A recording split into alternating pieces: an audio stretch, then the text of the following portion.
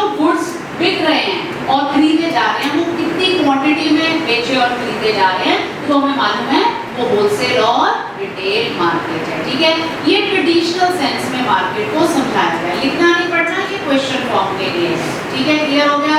आगे अगला पार्ट याद करना है। But in modern marketing sense, the term market has a broader meaning. It refers to a set of actual and potential buyers of a product or service. अब आप इसको समझो जी, मॉडर्न सेंस में मार्केटिंग को कैसे डिफाइन किया गया? Set of actual and potential buyer. Actual buyer कौन है? जिसने चीज खरीद ली, पैसा दे दिया। पोटेंशियल बायर कौन है? दो चीजें, दो कंडीशन होना उसके लिए सेटिस्फाई होना जरूरी है। एक तो वो इंटरेस्टेड है बाइंग करने में और उसकी कैपेसिटी है बाय करने की, उसके पास पैसा है वो उसको बाय कर सकता है, और वो अगर इंटरेस्टेड है उसको हम क्या बोलते हैं? Potential buyer. तो मॉडर्न सेंस में आपकी मार्केट क्या है?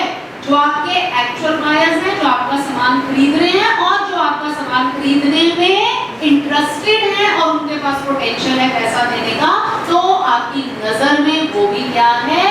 आपकी मार्केट।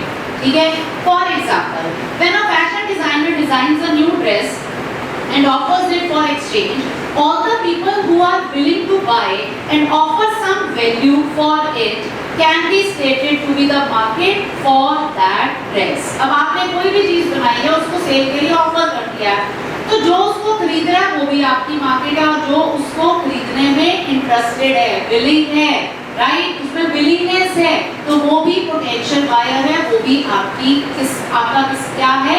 मार्केट का हिस्सा है। तो मॉडर्न सेंस में मार्केट का मतलब एक जगह नहीं है, क्योंकि अब तो आप देख रहे हो ना ऑनलाइन बाइंग कितनी होगी। अब जैसे आप किसी कस्टमर किसी प्रोडक्ट की इंक्वायरी करते हो ऑनलाइन बाय करने से पहले, तो वो जो सेलर है उसकी नजर में आप क्या हो?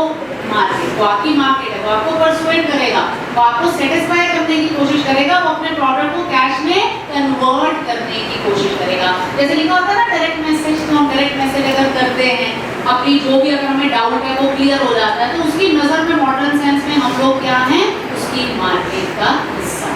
ठीक है, समझ आ गया क्या पर्सपेक्टिव है आज के टाइम में मार्केट का? चलिए आइए अब हम फीचर्स करने लगे हैं जी मार्केटिंग के।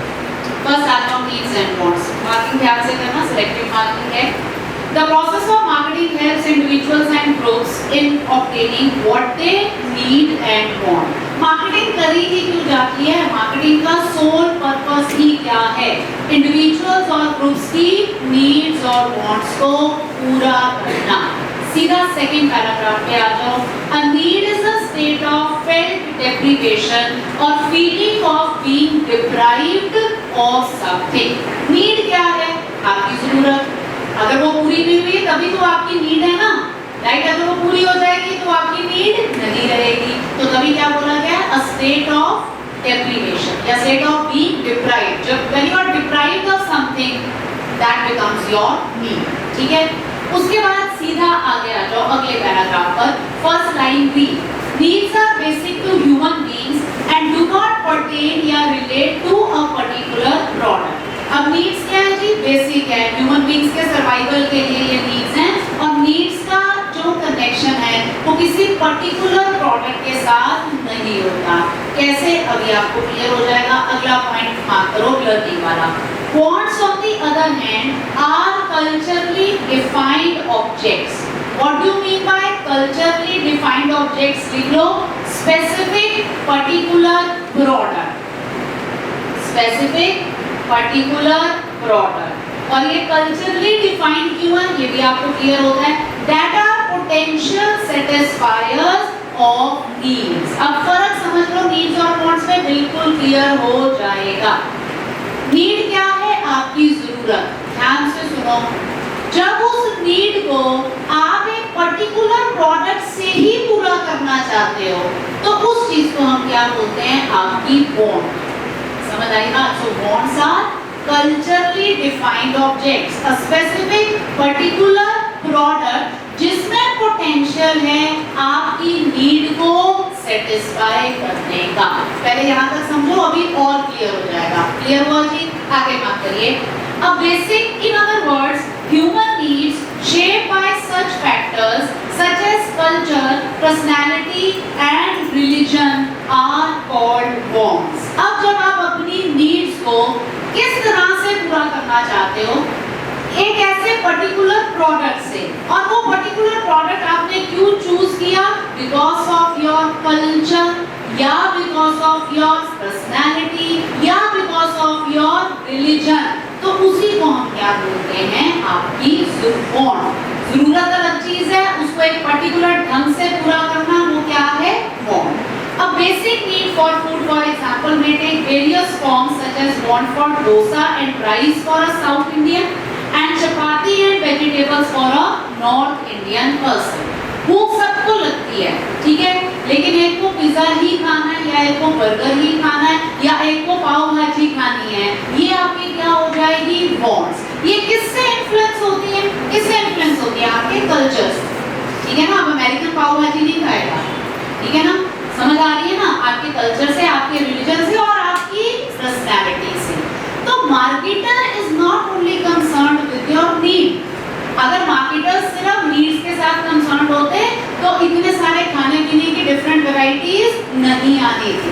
तो वांट्स डिफरेंट होती है, तो इसलिए मार्केटर का कंसर्न नीड के साथ भी है और उसको कैसे पूरा करना, वांट्स के साथ भी होता है. तो मार्केटिंग का फीचर समझ रहे हैं, व्हाट इट इज लाइक. तो पहला फीचर क्या है मार्केटिंग का, marketing is done to satisfy the needs and wants of the target market. अगला पॉइंट मान करो, a marketer's job in an organization is to identify needs of the target customers and develop products and services that satisfy such needs. खाली यहाँ पर need लिखा है, लेकिन need के साथ साथ वांट आज के टाइम में बहुत जरूरी है, क्योंकि अगर आप वांट्स पे ध्यान नहीं दोगे तो तुम तो मार्केट में सर्वाइव ही नहीं कर पाओगे. तो जॉब क्या है मार्केटर का, कि जो आपका टारगेट कस्टमर है. टारगेट कस्टमर कौन होता है, सेट सेक्शन ऑफ कस्टमर्स जिनकी नीड्स को आपने पूरा करने का सोचा है. जैसे आपकी मार्केट इन्फेंट्स की है, वो आपकी टारगेट मार्केट है, कि आप 1 साल तक के बच्चों के लिए कपड़े बना रहे हो, वो आपकी क्या हो गई, टारगेट मार्केट. समझ आ रही है, मर्सिडीज की टारगेट मार्केट क्या है, व्हाट इट, क्लियर हो गया. तो जिस मार्केट की नीड्स को आप पूरा कर रहे हो वो आपकी टारगेट मार्केट है. पहला फीचर क्लियर हो गया जी, नीड्स एंड वांट्स. सेकंड आइए, क्रिएटिंग अ मार्केट ऑफरिंग. एक लाइन छोड़ दो. Market offering refers to a complete offer for a product or service having given features like size, quality, taste, etc. at a certain price, available at a given outlet or location and so on. अब creating a market offering, marketing का दूसरा feature क्या है, जब हम marketing करते हैं और तुम लोगों ने भी मार्केटिंग करनी है, बिजनेसेस हैं आप लोगों के, तो उसमें इस फीचर का मतलब क्या है, कंप्लीट इंफॉर्मेशन देना प्रोडक्ट की. आपका क्या प्रोडक्ट है, उसके क्या बेनिफिट्स हैं, क्या क्वालिटी है, राइट, क्या प्राइस है और उसकी अवेलेबिलिटी कहाँ पर है. जब आप ये सारी इंफॉर्मेशन कस्टमर को दे रहे हो तो वो क्या है, creating a market offering. For example, offer is for a cell phone available in 4 different versions on the basis of certain features such as size of memory, television viewing, internet, camera, etc. for a given price, say between 5,000 and 20,000, right? Available for sale at say firms' exclusive shops in and around all metropolitan cities in the country.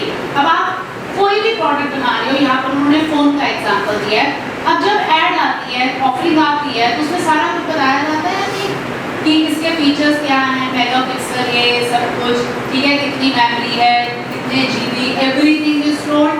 और शुरू में जब product launch होता है price तो बताया ही जाता है, प्रोडक्ट के फीचर्स बताए जाते हैं, ठीक है, कौन कौन से इसमें फीचर्स हैं, प्लस ये भी बताया जाता है कि इसकी अवेलेबिलिटी क्या है. तो आप सुनते हो ऐड में आता है available at all company stores, right. तो ये जब कंपनी आपको बता रही है, प्रोडक्ट के बारे में डिटेल दे रही है, ये एडवर्टाइजिंग का एक हिस्सा मान सकते हैं, लेकिन ये एडवर्टाइजिंग नहीं है. ये क्या है, आप ऑफर दे रहे हो, आप कंप्लीट इंफॉर्मेशन प्रोडक्ट की किसको दे रहे हो, कंज्यूमर. ठीक है. A good market offer is one which is developed after analyzing the needs and preferences of the potential buyers. क्या मतलब है इसका? अच्छी मार्केट ऑफर कौन सी, जो कि किसके अकॉर्डिंगली डेवलप की गई है, needs and preferences of the customer. अब देखो, अगर मिडिल क्लास कस्टमर है तो सबसे पहले टैग देखता है, उसके लिए फीचर्स बाद में आते हैं. होता है ना, कई प्रोडक्ट्स में हम पहले टैग देखते हैं, ठीक है। और अगर एलीट कस्टमर है वो पहले क्या देखेगा, फीचर्स, उसके लिए टैग, प्राइस, बाहर की बात।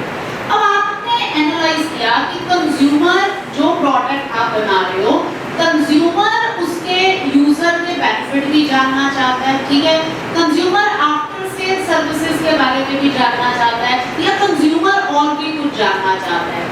तो अगर आप अपनी ऑफर में ये सारा कुछ बताओगे कि क्या सपोर्ट सर्विसेज हैं, क्या कंज्यूमर का एक्सपीरियंस, यूजर एक्सपीरियंस रहा है, प्राइस क्या है। अच्छा, अगर आप प्राइस मिडिल क्लास के लिए बना रहे हो तो आप प्राइस की ऑफर और बेटर कर दोगे, क्योंकि आपका जो टारगेट कस्टमर है उसका सारी सोच किस पर टिकी हुई है, टैग के ऊपर। समझ आ रही है? तो आप जो अपनी मार्केट की ऑफरिंग तैयार करते हो वो अच्छी तब मानी जाती है अगर वो किसके अकॉर्डिंगली है, according to the needs and preferences of the customer.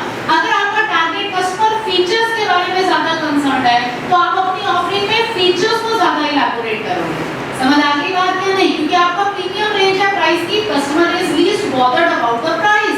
तो आपको अगर इतने ज्यादा प्राइस ऑफर्स भी ना भी दोगे ऑफरिंग में, अगर नहीं भी उसके बारे में डिटेल बताओगे तो चलेगा। तो आपने जो ऑफर तैयार करनी है वो किसके अकॉर्डिंगली करनी है कि कंज्यूमर क्या चाहता है, वो किस चीज की एक्सप्लेनेशन आपसे चाहता है, तो उसी ऑफर को अच्छी मार्केट ऑफर बोला जाता है। तो this is another feature of marketing, ठीक है। बिना ऑफर के आप परसुएड होगे, आपको इन्फॉर्मेशन ही नहीं, अगर फर्स्ट हैंड इन्फॉर्मेशन ही प्रोडक्ट की नहीं मिलेगी तो क्या आप प्रोडक्ट की तरफ अट्रैक्ट होगे, उसको बाय करने का डिसीजन आपके दिमाग में आएगा? नो। तो इसलिए बहुत इंपॉर्टेंट फीचर है। थर्ड आइए जी, customer value. The process of marketing facilitates exchange of products and services between the buyers and the sellers. अब हमें मालूम है कि जब मार्केटिंग होती है तो गुड्स और सर्विसेज का एक्सचेंज होता है between buyers and sellers. The buyers, however, second point, make buying decisions on their perceptions of the value of the product or service in satisfying their need in relation to its cost. आप लोग impulsive buying करते हो या नहीं? What is impulsive buying? Young age में तो बहुत होती है, कहीं की तो बड़ी एज में भी होती है। जो चीज पसंद आती है ना ये लेनी तो फटाफट लेनी, वो होती है impulsive buying। कस्टमर वैल्यू का मतलब क्या है? आज बात ध्यान से सुन लेना। What you get minus what you are giving। अब what you get में खाली प्रोडक्ट नहीं आता मार्केटिंग की नजर में। What you get में क्या आता है? प्रोडक्ट की क्वालिटी, आफ्टर सेल सर्विसेज, समझ आ रही है बात, ब्रांडिंग, राइट, साइकोलॉजिकल सेटिस्फैक्शन, ये सारी चीजें प्रोडक्ट के साथ जुड़ी हुई हैं। समझ आ रही है बात, इमोशनल सेटिस्फैक्शन, ये सब कुछ है what are you getting from the product, right. And what you are giving is not only money, आपने कितना टाइम एनर्जी लगाई उस प्रोडक्ट को खरीदने में, ये भी गिविंग का पार्ट है। आप नया प्रोडक्ट अगर ट्राई कर रहे हो, आपने जो रिस्क लिया वो गिविंग का पार्ट है। समझ आ रही है बात या नहीं? तो आपने जितना पैसा दिया वो भी व्हाट यू गिव है, आपने रिस्क लिया वो भी व्हाट यू गिव है, आपने कितना टाइम एनर्जी एफर्ट लगाया उस प्रोडक्ट को खरीदने में, वो भी किसका हिस्सा है, व्हाट यू गिव। एक रैशनल कंज्यूमर कौन होता है? जो कि इन दोनों का डिफरेंस देख लेता है कि मैं क्या ले रहा हूँ प्रोडक्ट से और मैं क्या उसके बदले दे रहा हूँ। तो आप प्रोडक्ट को कब खरीदोगे? जब कौन सी चीज भारी होगी, व्हाट यू आर गेटिंग, जिसको हम एक्चुअल में customer value, value for money बोलते हैं। मैं आपको कई बार क्लास में देती हूँ ना, वैल्यू फॉर मनी है, ठीक है, उसको देखो, उसको जज करो। तो वैल्यू ऑफ मनी ये नहीं कि खाली तुमने ट्यूशन फीस दे दी और मैंने ले ली, आपको यहाँ से ओवरऑल क्या मिला, कैसा एक्सपीरियंस रहा, आपका रिजल्ट क्या रहा, ये है what you are getting, right. समझ आ रही? और व्हाट यू गिव, कितनी दूर से आप आ रहे हो, समझ आ रही है, कितनी फीस आप दे रहे हो दूसरे कॉम्पिटिटर के comparatively. Are you getting my point? ये सर्विस की बात हो रही है। सो दिस इज एक्चुअली, तो कस्टमर वैल्यू मींस जब आपको देना कम पड़ रहा है और आपको मिल बहुत ज्यादा है तो तब आप उस प्रोडक्ट को बाय करते हो। तो मार्केटिंग का यही एक तरीका होता है कि आप सुपीरियर वैल्यू दो, किसको दो, अपने कस्टमर को। अभी पॉइंट समझ आया? बाइंग डिसीजन किसके ऊपर डिपेंड करेगा, जल्दी देखो जी, किस सोच के ऊपर, वैल्यू ऑफ द प्रोडक्ट और service in satisfying the needs in relation to its cost. A product will be purchased only if it is perceived to be giving greatest benefit or value for the money. Rational buying कब होती है? जब हमें लगता है कि इस product से हमें मैक्सिमम वैल्यू मिल रही है और हमें लीस्ट उसके लिए देना पड़ रहा है। Next point, the job of a marketer therefore is to add to the value of the product so that customers prefer it in relation to the competing products and decide to purchase it. तो क्या job होती है जी marketer की? आज जो companies compete करती है वो किस लेवल पे कंपीट कर रही है? Customer value. देखो फंक्शनल यूटिलिटी प्रोडक्ट की क्या है, मर्सिडीज की भी वही है और मारुति की भी वही है। ट्रांसपोर्टेशन फंक्शनल यूटिलिटी समझ आ रही है बात, लेकिन जब हम प्रोडक्ट खरीदने से आप ब्रांड यूज करते हो, जब कोई भी ब्रांड, चाहे वो गारमेंट्स का है चाहे वो शूज का है, फंक्शनल यूटिलिटी तो बहुत बढ़िया होती है, कंफर्ट होता है। सेकेंडली इसमें सोशल और साइकोलॉजिकल सेटिस्फैक्शन होती है कि लोगों का नजरिया आपके लिए बदल जाएगा। तो पक्की बात है जब एक प्रोडक्ट डिसाइड किया जाता है ना, बनाया जाता है बेचने के लिए, तो उसमें ये देखा जाता है लेयर्स कितनी है, कितनी फंक्शनल यूटिलिटी है और कितनी सोशल और साइकोलॉजिकल यूटिलिटी है। फिर एक ब्रांड वैल्यू होती है, इमेज वैल्यू होती है और सर्विस वैल्यू भी होती है ना। जैसे गाड़ियों में कहते हैं जी ये जो है वो क्या कहते हैं, उसके वॉक्सवैगन की गाड़ियां इनकी जो after sale services very expensive, Maruti की after sale services very economical. Service value, customer support service value, तो ग्रेटेस्ट वैल्यू तब होगी जब आप इन सारी चीजों को बेटर तरीके से दोगे। किसको? अपने कस्टमर को, देन योर कॉम्पिटिटर। कि कस्टमर को ये लगे कि मुझे इतना बेनिफिट मिल रहा है इस प्रोडक्ट के यूज करने से और मुझे उसके लिए कम पे करना पड़ रहा है, कम एफर्ट लग रही है, कम मेरा रिस्क है उसको बाय करने के लिए, तो उसको बोला जाता है adding value to the product और creating superior value for the product. ठीक है, अब बात समझ आई? तो आज के बाद कोई भी प्रोडक्ट यूज करोगे तो सोचना इसका फंक्शनल बेनिफिट मुझे कितना है, सोशल, साइकोलॉजिकल, इमोशनल बेनिफिट कितना है। हम इमोशनली अटैच हो जाते हैं प्रोडक्ट्स के साथ या नहीं? वो इमोशनल सेटिस्फैक्शन है, समझ आ रही है बात या नहीं? तो ये सारी चीजें एक प्रोडक्ट में मार्केटर ऐड ऑन करता है from time to time compete करने के लिए और सुपीरियर वैल्यू किसको देने के लिए? कस्टमर। अब क्लियर हुआ? लास्ट आइए exchange mechanism, very very important for question form. The process of marketing works through the exchange mechanism. Mechanism होता है सिस्टम। एक्सचेंज हो मार्केटिंग हो सकती है बिना एक्सचेंज के, वन साइडेड सिर्फ सेलर्स ही बैठे हैं, सिर्फ बायर्स भी बैठे हैं, मार्केटिंग इज नॉट पॉसिबल। उसके लिए क्या होना जरूरी है? Exchange. Next paragraph, exchange refers to the process through which two or more parties come together to obtain the desired product or service from someone, offering the same by giving something in return. Simple सी बात है, exchange का मतलब जब दो या दो से ज्यादा लोग इकट्ठे हो गए और वो एक दूसरे को कुछ दे रहे हैं, एक्सचेंज कर रहे हैं और अपनी नीड्स और वांट्स को क्या कर रहे हैं? सेटिस्फाई कर रहे हैं। For example, a person feeling hungry may get food by offering to give money or something or some other product or service in return to someone who is willing to accept the same for food. आपको भूख लगी है तो आप अगर market में हो तो आप कहाँ जाओगे? तो कहाँ जाते हो जब भूख लगती है? तो जाके अपनी नीड्स और वांट्स को कैसे पूरा करते हो? आप उसके बदले क्या देते हो? पैसे। अब यहाँ पर उन्होंने बोला पैसे या कोई और चीज, ये पुरानी बात है, बार्टर सिस्टम जब होता था, ठीक है, वो भी एक्सचेंज होती थी ना। तो आज के टाइम में एक्सचेंज में आप कौन सी कंसिडरेशन देते हो? पैसा। तो जब आप पैसा दे रहे हो और आपको खाना मिल रहा है तो वो कौन सा मैकेनिज्म है? एक्सचेंज। अगले पैराग्राफ में यहाँ पर लिखा है exchange is therefore referred to as assets, very very important for question form. Exchange is therefore referred to as the essence of marketing. For any exchange to take place, it is important that the following conditions are satisfied. तो marketing का sense क्या है जी? Planning का sense भी हमने किया।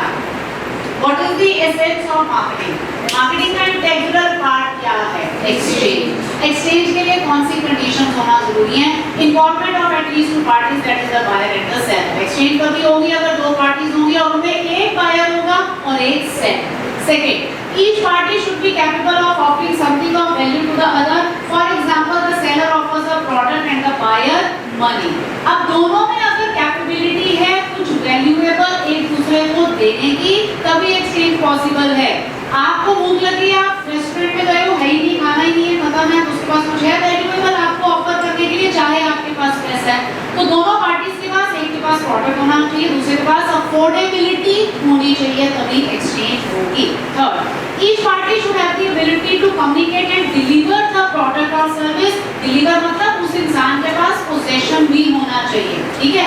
आपका सामान गोडाउन में पड़ा, आपके पास बायर आ गया, आपके पास सामान है लेकिन आपकी कैपेबिलिटी नहीं है उसको डिलीवर करने की at that point of time, क्योंकि आपके पास उस टाइम पे उसका पोजेशन या टाइटल नहीं है, ठीक है।